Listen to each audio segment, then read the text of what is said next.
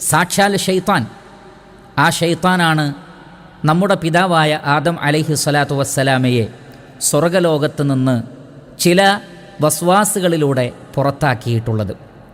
അതിനുശേഷം അല്ലാഹു സുബ്ഹാനഹു വ തആല മാനവ സമൂഹത്തോട് പറയുന്നത്, നിങ്ങളുടെ ഉപ്പയെ, നിങ്ങളുടെ ആദ്യ പിതാവിനെ സ്വർഗത്തിൽ നിന്ന് ഇബ്ലീസ് പുറത്താക്കിയതുപോലെ നിങ്ങളെയും അവൻ കുഴപ്പത്തിലാക്കാതിരിക്കട്ടെ.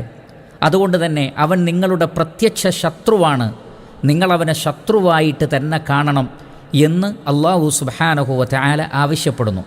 അതുകൊണ്ട് തന്നെ ഇബ്ലീസിനെ സംബന്ധിച്ചും ഷൈത്താനിനെ സംബന്ധിച്ചും അതേപോലെ തന്നെ ജിന്നുവർഗത്തെ സംബന്ധിച്ചും മനസ്സിലാക്കിയിരിക്കൽ അനിവാര്യമാണ്. മാത്രമല്ല, ചിന്തിക്കൂ, നാം ജീവിക്കുന്ന നമ്മുടെ ഭൂമിയിൽ തന്നെയാണ് ഈ ജിന്നുവർഗവും താമസിക്കുന്നത്. പക്ഷെ ഒരിക്കലും നമുക്കവയെ കാണാൻ സാധ്യമല്ല.